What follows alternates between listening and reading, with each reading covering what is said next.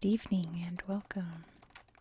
Tonight we're going to be continuing our read through of this book, History of the World, Map by Map. You guys seem to love this series and I love recording it. If it's your first video you've seen in this series of mine, welcome. My whole gimmick is that I don't read any of the facts on these maps beforehand. We go in blind, discovering it together. All I did was just look over and pick what maps we're going to look at, but I didn't read any of them. So, let's get into it. I have a slightly different angle, trying to show you as much as the maps as possible, because we got some weird shaped maps tonight. So first, we are going to look at this map of the Reformation. Let's see, box number 1 is over here. And we, of course, start off with the 95 Theses, 1517 to 1521. Martin Luther pinned his 95 Theses to the door of Wittenberg Castle Church in October 1517. The document listed 95 complaints against the church and adopted new theological positions on topics such as salvation and the interpretation of communion. The tract caused a huge stir throughout Europe and led to his excommunication by the Catholic Church in 1521. So the birthplace of Lutheranism looks like that's the 95 Theses right there, which you can see. Make sure you can see on the map right there. And then it spread out to Sweden, Denmark, toward the Netherlands, toward southern France, toward the Balkans, toward Prussia, I guess Poland, Lithuania. And the Lutheran areas we can see in the green outline. All northern Germany, Denmark, Sweden, Norway, looks like Finland. We've got the Baltic states up here. And almost all the way down into, it looks like Italy, and Serbia, and all of that. All of the Balkans, the Baltics and the Balkans. Number 2, well, not all the Balkans, because this is the Ottomans, right? We'll talk about them in a minute. The Catholic-Protestant conflict, 1530 to 1555. In 1530, the Holy Roman Emperor Charles V ordered all Protestant churches to abandon their reforms, sparking a series of wars in the 1540s and 1550s.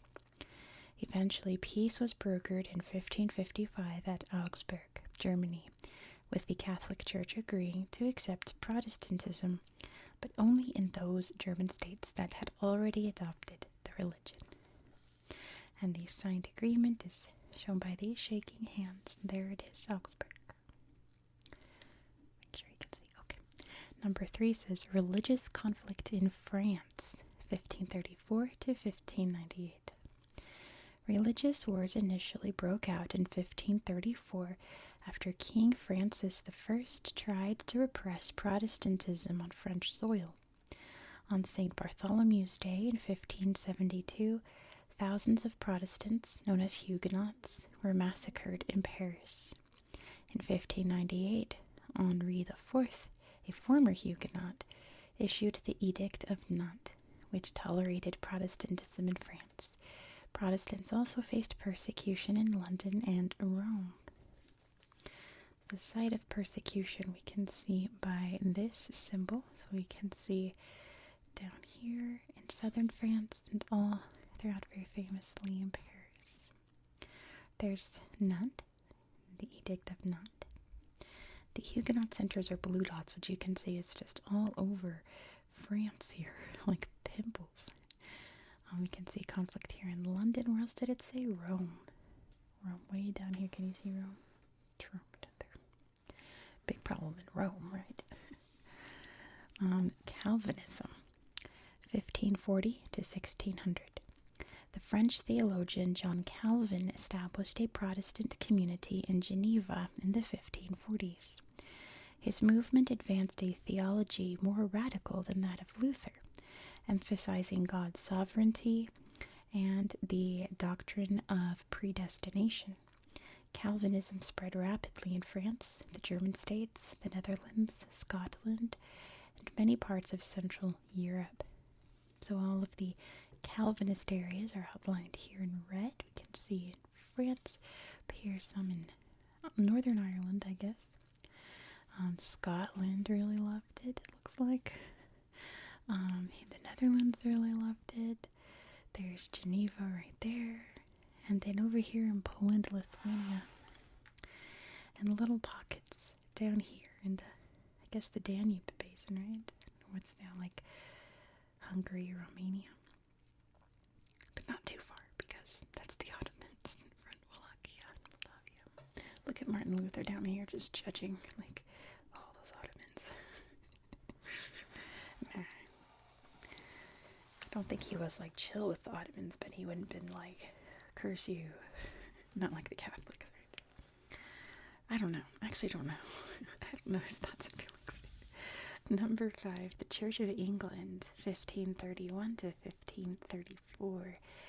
The Reformation made little headway in England until King Henry VIII quarreled with the papacy over his decision to divorce, an act forbidden by Catholic canon law, to divorce his wife, Catherine of Aragon.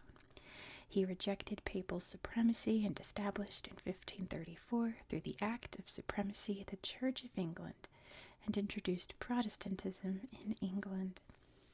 The Church of England is pink here, and of course it's just encompassing England and parts of Ireland there, because they had control of Dublin at that time.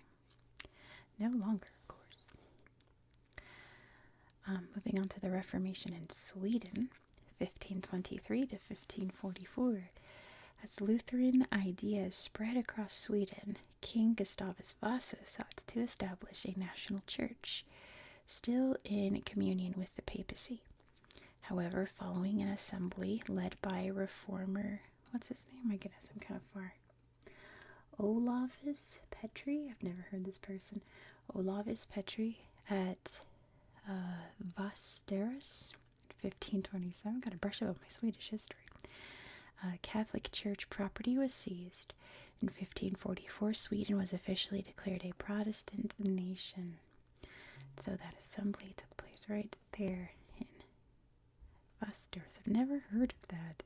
How did I skip that when I studied history of Sweden? I was just like, oh, and then they converted to Lutheranism. Of course, very religiously tolerant today, but they were like aggressively Lutheran for a long time. Number 7 is the Counter-Reformation, 1545 to 1563. The 3 sessions held by the General Council of Trent between 1545 and 1563 was the high point of the Catholic Reformation. The church hierarchy upheld papal supremacy and core Catholic doctrines, but reformed education of the clergy and banned abuses such as the sale of indulgences, where a penitent was able to gain absolution for a monetary contribution. And that was one of the big issues Martin Luther had, is that you're making money off of people's prayers. That's not very godlike. Jesus wouldn't like that at all. And Trent is down here. It's the Council of Trent. Let's read all of these little boxes here. And see, now if I had read this beforehand, I would pick out the ones that are first and read them in order, but I don't know because I haven't read this. Let's start in Scotland. 1555, Calvinist reformer John Knox returns to Scotland, beginning Reformation there. That's right, John Knox was there. That's why Scotland went crazy for it. Not to mention, whatever these guys do, they do the opposite. 1572, St. Bartholomew's Day massacre of Protestants aggravates religious civil war in France. So that was a big deal, those poor Huguenots. 1536, Protestant reformer John Calvin publishes the Institutes of the Christian Religion. 1555, the Peace of Augsburg determines that religion in German states be determined by their ruling power. here in Worms, 1521, Imperial Diet orders Luther to recant. Luther's refusal forces him to go into hiding. Now, the Council of Worms always sounds like, ooh, that's scary, but it's Worms. They're in Germany, or what's now Germany. 1527, Church Synod. What is, oh my goodness. What does that say? Hold on a second. I need a breath. Oh, disendows? Did I just forget English? Church Synod. I think it means to say disavows, but it says disendows, so I'm not crazy. I think it's meant to say disavows. Disendows? Is disendows a word? Monasteries? I have no idea what these words are. Someone help me. Anyway, it weakens the Catholic Church.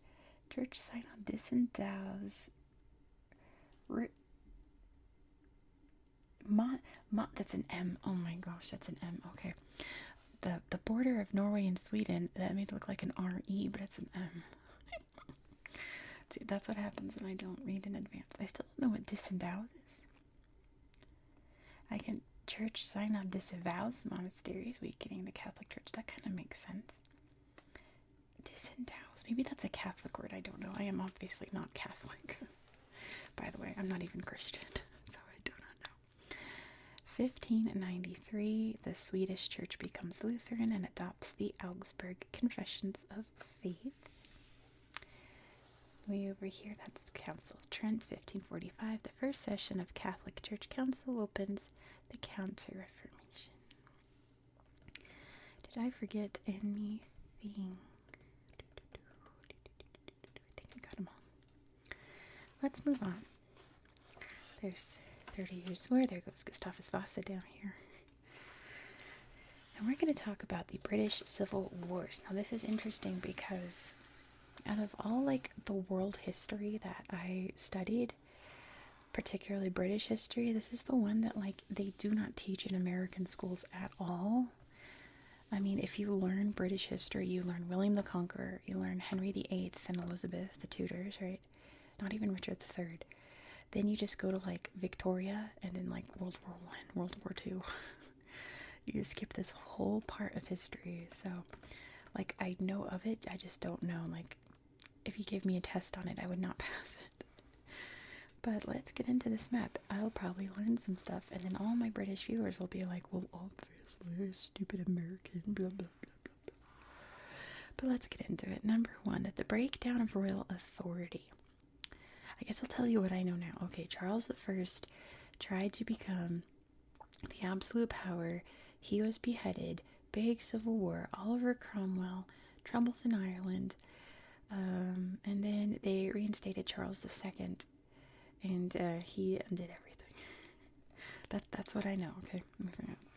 Number 1, the breakdown of royal authority, 1629 to 1642.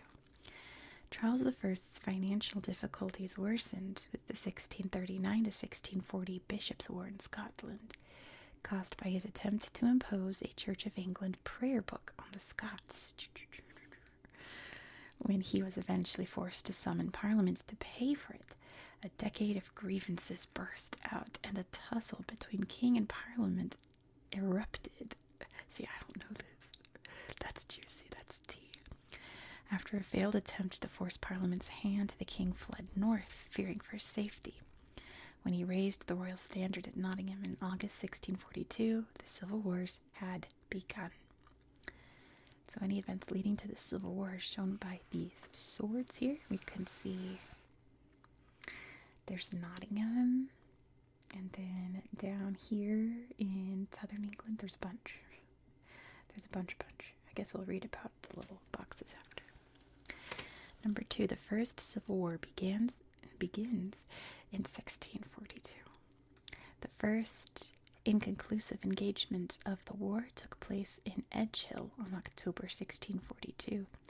Neither parliamentary nor royalist forces initially had effective leadership, and the king missed the chance of a thrust from Oxfordshire to London to put an early end to the war. Instead, the country divided into a patchwork of areas supporting either side. In the west, Cromwell was initially royalist and Somerset parliamentarian. Oh, okay, these are the battles. Okay, so the events leading is the crown one. So all these down here are battles, actually. These are different battles that broke out. This is what sparked the Civil War. There's battle up here. There's a battle down here. There's battles everywhere. There's battles even up here in Scotland. Oh, that's an event there, Aberdeen. We'll read all these little boxes in a minute. Number 3, the Royalist Resurgence of 1643. 1643 saw fragmentary fighting in which the Royalists made strategic gains. Sir Ralph Hopton emerged victorious in the West Country after the Battle of Braddock Down in January, and by July the Royalists had captured Bristol. The North, too, fell largely into the hands of the Royalists. Only in East Anglia, where Oliver Cromwell was in command, did Parliament hold its own. So all of the red is what the king controlled in 1643. Looks like you've got Wales here and all of northern England and all of southern England here, but the Parliament controls this swatch of land here and all of, there we go, all of the east here where London is and all that good stuff. Interesting. Number 4 is down here. Puritans and Presbyterians, 1643 to 1646. Many parliamentarians held Puritan beliefs. Puritanism was a strict form of Protestantism. Scotland was mostly Presbyterian, another type of Protestantism.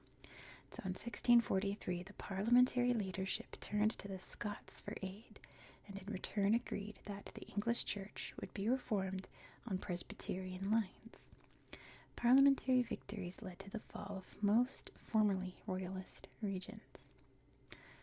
So let's see, light green is areas controlled by the king in late 1645, so it looks like most of Wales.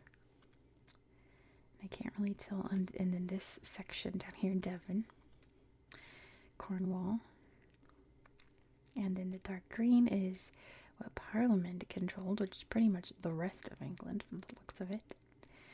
And the royalist strongholds are shown here by these little forts we can see right there, all up here. There's a bunch. About Scotland, I don't see any in Scotland, but I do see other symbols, so we'll have to read more. A second civil war, 1646 to 1649. In 1646, Charles surrendered himself to the Scots, but was handed over to Parliament, marking the end of the First Civil War.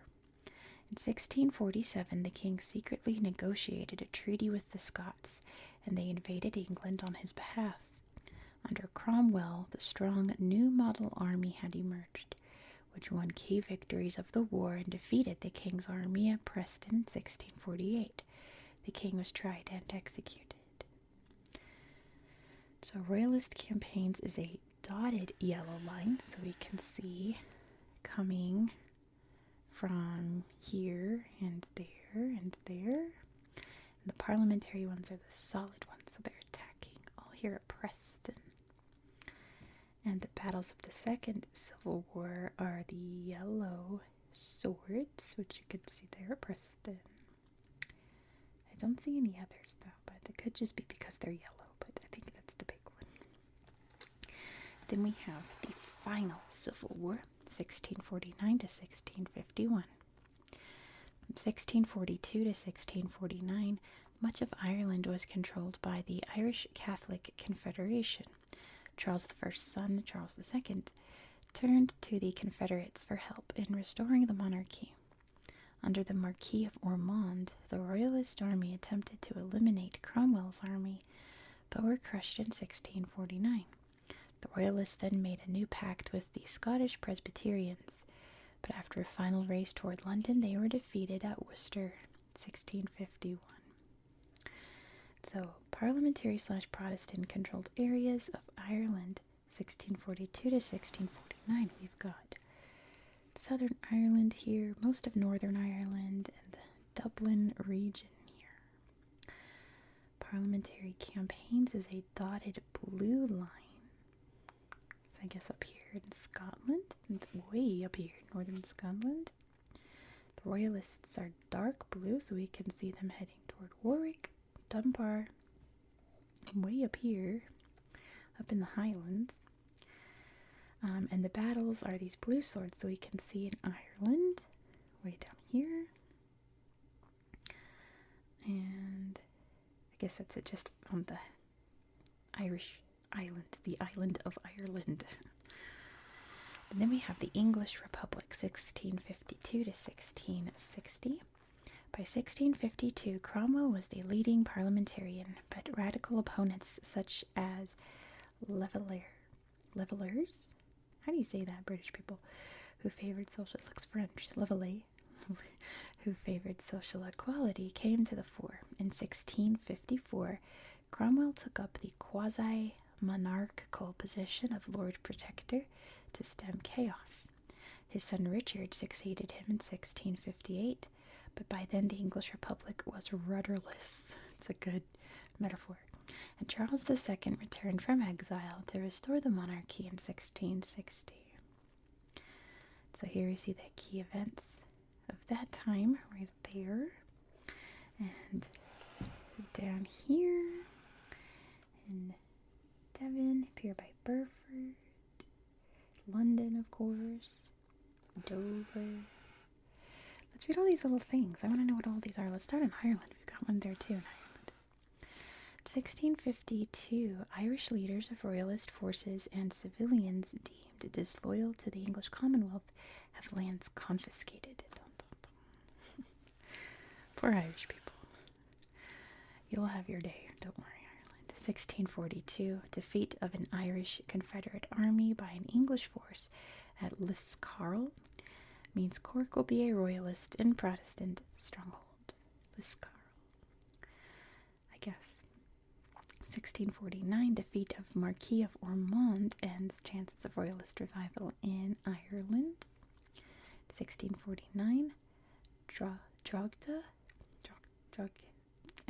sacked by Cromwell, causing large numbers of civilian casualties. Irish viewers, go ahead and just rip into me in the comments on that pronunciation. I deserved that.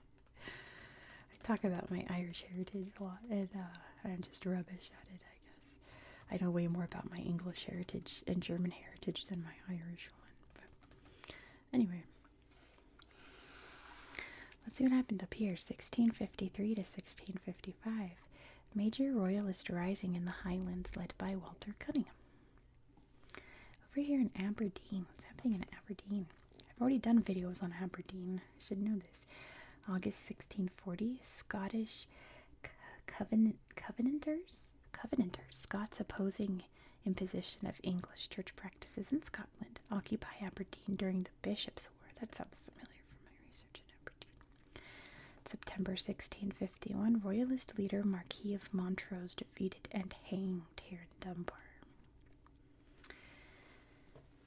August 1640s, the Scottish Covenanters, that's just a strange word. Makes sense, the Scottish Covenanters occupy Newcastle after the Battle of Newburn. That's where Whisper and Storyteller. If you've not, he's a legend. ASMR Whisper and Storyteller lives in Newcastle. 1644, attempt by Prince Rupert, royalist commander, to relieve York, ends in defeat there at, what's that say, Marston Moor. August 22nd, 1642, King raises the royal standard, signaling the start of the Civil War. May 1646, Charles I surrenders to the Scots there. It looks like in Newark. But over here, August 17th, 1648, the Scottish Presbyterian Royalist Army was defeated here at Preston. August 25th, 1648, last Scottish cavalry surrender here at, where is it? Is that Leicester? I can't read it. There's too many lines crossing it. 1651, Charles II flees to exile after last army supporting him is defeated at Worcester. July 1643, captured by Royalist forces. September 1645, surrenders to Parliament there in Bristol. 1655, Royalist uprising under Colonel Penruddock is crushed. 1643, make sure you can see. Sir Ralph Hopton, maybe it's Rafe, like Rafe Fiennes. Sir Ralph Hopton wins Royalist victory, opening way to Devon. 1643, parliamentary forces repulse Royalists to regain initiative in southern England. Save London for last. My goodness. 1651, Cromwell's parliamentary forces combine at Warwick and advance to Worcester. It's a place called this in Massachusetts, but they pronounce it Worcester. Try not to say that. Worcester, not Worcester. 1642, first pitched battle of the war ends inconclusively. Well, that's unfortunate. 1645 is that guy's mutiny. Levalle? I don't know, is he French or what? He's got a French name. May 1660, Charles II lands to resume the crown of England. I'm pretty sure he hid out in the Netherlands, right? Let's read what happened in London during all of this. So November 1640, Charles I summons the Long Parliament. The hot tea there. January 1642, Charles I enters House of Commons chamber to arrest opponents. January 1649, though, Charles I was executed. And on April 1649, Levalle mutiny by soldiers stationed at Bishopgate. So much. This place was just a hot mess, wasn't it? You want to know something? So I go to England for the first time, right? And I pick up a book on British history, realizing that I'm visiting all these castles. I don't know enough about it. And I see a page that says Civil War, and I'm like the Civil War, like the States, like Abraham Lincoln. But then I'm reading, I'm like, there was a Civil War in England? I didn't even know. I did not even know England had a Civil War. So then I had to start reading about it. But it was all a mess. So pretty much all I got out of it was Charles first, bad. Oliver Cromwell, also kind of bad. Everything wound up being back exactly as they were. Goodness. But that's the good ending for Civil Wars, right? You want Civil Wars to end exactly. Everything's just fine. Everything's okay. Calm down. All right. Enough rambling. So this is what happens when I don't practice or rehearse, is that I just start going. But you guys like that. So let's look at the Ottomans. Meanwhile, way over here on this side of Europe, what are the Ottomans up to? Starting with the conquest of the Balkans. 1453 to 1495. We're going way back. After taking Constantinople in 1453, Mehmed II claimed the remaining Byzantine possessions, finally seizing Morea in 1460. He conquered Serbia in 1454 and annexed Bosnia in 1463. Moldavia and the Republic of Ragusa both yielded peacefully to the Ottomans and became tributary states. Only a failed siege of Belgrade in 1456 halted Ottoman advances further west. So their major campaigns are yellow arrows. Sieges are these yellow circles. Circles. I see a star there. I don't think that's... I think that's just the capital. It's Constantinople. It's yellow circles. I see the yellow arrows. They're all over the place. They're heading over there, they're heading over there, and of course up to Moldavia, heading into Serbia, heading down here toward Greece and Macedonia. Yellow circles. Well, I mean, we know Belgrade. That was a big battle. I see it. It's just yellow. It's around the Belgrade. Gotcha. They tried. Number 2, Selim claims the caliphate. Selim claims the caliphate. There we go. 1512, 1520. Sultan Selim I began his conquest of Mamluk-ruled Syria and Egypt in 1516. His army swept away the resistance at Aleppo and Damascus and proclaimed victory by hanging the Mamluk Caliph at the gates of Cairo. By gaining guardianship of the Islamic holy cities of Medina and Mecca, the Ottomans effectively became the fourth major caliphate after the Rashidun, Umayyads, and the Abbasids. So Selim I is this dark green arrow. Ottoman victories are the green sword. So let's see them head into the Middle East and Africa here. They're heading over into, I guess that's now Iran, right? But then there's Aleppo, Damascus, Jerusalem, heading towards Suez, Alexandria, and then going down the Nile. May as well enjoy, or going up the Nile, I should say, having a Nile cruise. And yeah, you can see they control Medina and Mecca, Egypt, the entire Levant at this point, all along the Red Sea. Let's read about Suleiman the Magnificent. It's 1520 to 1566. Suleiman I, better known as Suleiman the Magnificent, ruled the empire during the height of its power. In 1526, he routed the Hungarians at Mohacs, reducing the country to a vassal state.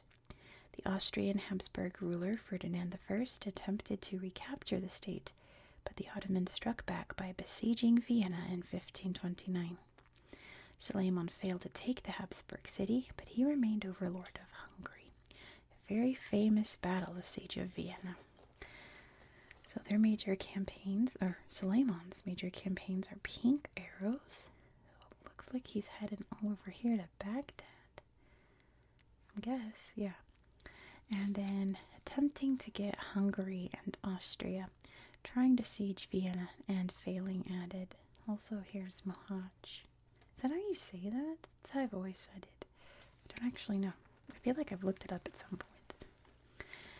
The Ottomans' naval warfare, 1522 to 1571. In 1522, the Ottoman Navy expelled the Knights of St. John, which was a Crusader army, from Rhodes, and in 1529 captured Algiers.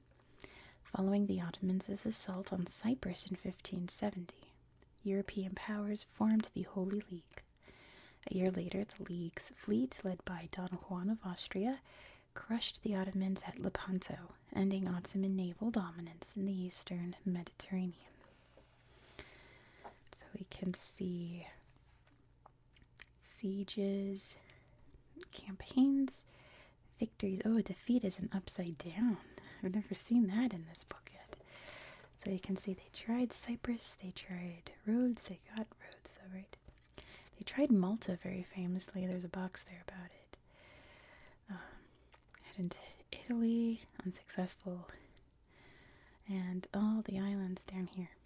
And then the Battle of Lepanto. Isn't that over here somewhere? Where's the Lepanto? Lepanto's over here. But anyway. Not so successful at sea than on land. Governing the empire, 1566 to 1639. Oh, I forgot Algiers. They mentioned Algiers. I guess Tripoli as well. Down here. Okay, anyway. The capture of Tunis in 1574 sealed the Ottoman domination of the eastern and central Maghreb. The Ottomans also invaded the western frontier of the Safavid Empire, taking several cities, including Derbent and Baku in the north. After the reign of Suleiman I, power struggles between the viziers and the harem, which was their personal household, challenged the Sultan's authority and weakened the empire. So major campaigns here are purple arrows. We can see up by the Caspian, Derbent and Baku, Ganya, heading up there as well. Just having a fun time up in Russia, I guess. Yeah, Ottoman capitals are stars. And major victories you can see there. The Caspian. The Siege of Vienna. Okay, this is the big one. This is the big famous battle here. It's from 1681 to 1683. This is the battle. Commanded by Grand Vizier Kara Mustafa Pasha, the Ottomans attacked Habsburg Austria in 1681, capturing northern Hungary in 1682, and besieging Vienna in July 1683. The Christian states formed a coalition and dispatched an army led by Polish King Jan Sobieski, who liberated Vienna 2 months later. Kara Mustafa was executed for his role in the defeat. So, Polish counterattack. Sobieski is coming for you. There's Poland. Lithuania at the time was the largest country in Europe. And, of course, Ottoman defeat. Upside down swords there at Vienna. Then we have the Morean War, which I've never heard of. Morean War? Is it Morea? 1684 to 1699. The Venetian Republic launched a campaign. Oh no, stop. The Morean War. I literally just did a video about this. I literally just filmed a video about this like 2 hours ago. What am I talking about? I know what this is. Oh my gosh, I'm so dummy. The Venetian Republic launched a campaign to conquer Morea in 1684. After taking the peninsula in 1687, the army marched to Athens, where it fired mortars at the Ottoman garrison stationed inside the Acropolis, causing great destruction to the Parthenon. A Venetian win led to the Ottomans signing the Treaty of Karlowitz, ceding Morea and parts of Dalmatia to Venice. So, Venetian Republic is not just Venice, it's all along the coast here. Lots of northern Italy, and they've got Crete, just for funsies. And then Ottoman defeat, which I don't see, but I know it's, Ottoman defeat. But there's Athens. I guess they got all these islands too, don't they? Anyway, let's read all the little boxes, because there's a lot happening on this map. My goodness. Where shall we start? Let's start over here. Whoa. Over here in Muscat. What are they doing in Oman? 1552. Ottoman fleet under Admiral Piri Reis plunders the Portuguese outpost. Okay, it's just feels a little random according to this map. Here's Mecca. It says 1517. Following Ottoman victory over the Mamluk Sultanate, Sharif Barkat, that's a name. Sharif Barkat of Mecca acknowledges Selim I as Caliph. 1534, Ottoman invasion forces Safavid government to flee the city. They're in Baghdad. Let's see, over here in the Black Sea. 1461, Ottomans captured Byzantine stronghold of Trebizond. 1453, Ottomans make Constantinople their capital. It's very hard to read. Renaming it Istanbul. Here's Malta, 1565, a 3-month Ottoman siege. You can't see. 3-month Ottoman siege fails to dislodge Crusader army, the Knights of St. John. 1460, Ottomans capture the Byzantine territory of Morea in the Peloponnese. Well, then up here. 1541, Hungary is annexed by the Ottomans. 1504, Moldavia becomes an Ottoman tributary state. 1475, the Khanate of Crimea becomes an Ottoman tributary state. Is that it? I feel like there's so much more happening here. Okay, let's see. The pink is Spanish Habsburgs, Netherlands, Naples, Sicily, Sardinia, Spain, and Portugal. Blue is Austria-Hungary. There's my tummy. Green is, and then all the rest is Ottomans. There's Poland, Lithuania, and Venice. Goodness.